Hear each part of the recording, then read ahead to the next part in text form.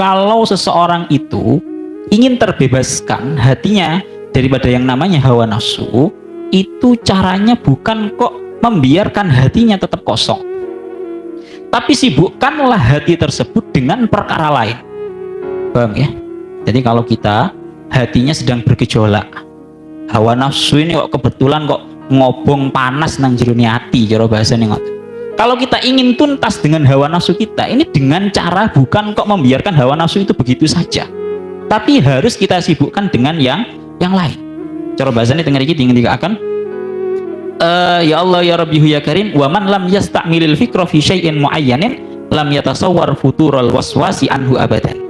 Kalau orang tidak mau menggunakan pikirannya di dalam sesuatu yang tertentu, dia tidak akan bisa menggambarkan was-wasnya atau gejolak hawa nafsunya itu bisa berhenti. Tengah iki beliau teng Sarai Gustufel dingendikaken, fa innaka in aradta ayyahlu al-qadhu anil hawa min ghairi an tushghilahu bil ma' au bi ghairihi faqad ta'imta fi ghairi matma'in. Kalau ada orang di dalam hawa nafsu, dalam hatinya itu penuh dengan yang namanya hawa nafsu, itu kalau kita mau menuntaskan hawa nafsu tersebut tidak dengan cara membiarkannya, tapi memberikan hati itu sebuah kesibukan yang lain. Contohnya semisal sibukno atina awak dhewe piye carane, semisal disibukkan dengan masalah ibadah, disibukkan dengan urusan ilmu, ataupun yang lainnya, disibukno dengan urusan kerja. Ya, jadi harus punya kesibukan yang lain. Karena kalau nggak diberi kesibukan, hati ini bagaikan yang namanya kendi, atau saya contohkan bagaikan inilah botol air ini. Hati kita ini bagaikan yang namanya botol air. Andaikan yang namanya botol ini diumpamakan hati kita, dalam syarahnya Gustufel diterangkan seperti itu. Botol ini diibaratkan hati kita. Kalau hati kita itu ibaratkan botol ini tidak ada isinya, tidak ada airnya, maka akan terisi penuh dengan yang namanya udara. Udara ini ibarat yang namanya hawa nafsu.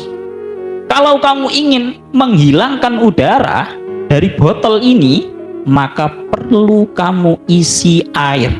Sekadar banyaknya air yang kamu isikan, maka sekurangnya itu yang namanya hawa nafsu akan menjadi terkurangi. Saya contohkan, ini airnya terisi hampir penuh, maka hawa nafsunya tinggal sekian.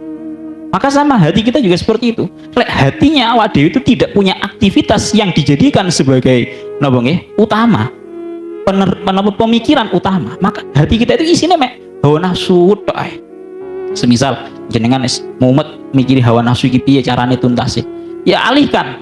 Sing ahli ibadah ben ibadah, sing jenengan ketepaan kok merupakan orang yang kerja, alihkan, konsenkan pikirannya jenengan untuk ngelakoni sing jenenge pekerjaan. Wis pikirannya konsen nang pekerjaan. Karena lek gak digawe konsen koyo ngene iki tok, bahasane konsennya kurang titik ae, maka yang kurang ini akan diisi oleh hawa nafsu. Wah, apa tenan. Ini intinya adalah konsen itu tadi. Jadi penyelesaian hawa nafsu yang ada pada diri kita itu caranya tidak dibiarkan begitu saja. Karena orang kalau berharap botol yang kosong itu akan terbebaskan daripada yang namanya udara, ibaratkan hati yang kosong diharapkan agar terbebas daripada yang namanya hawa nafsu, itu adalah sebuah hal yang mustahil. Sama halnya dia itu berharap suatu hal yang mustahil. Orang iso Pak, lagi botol lagi kosong, pasti terisi udara. Sama dengan hati kita, kalau hati kita itu kosong, otomatis langsung terisi yang namanya hawa nafsu. Piye caranya? Berarti kita beri kesibukan yang lain. Sibukno konsenno nang kerja, sibukno konsenno nang sing jenenge ngaji, sibukno konsenno nang sing jenenge ibadah, maka akan keluar secara tersendirinya yang namanya hawa nafsu.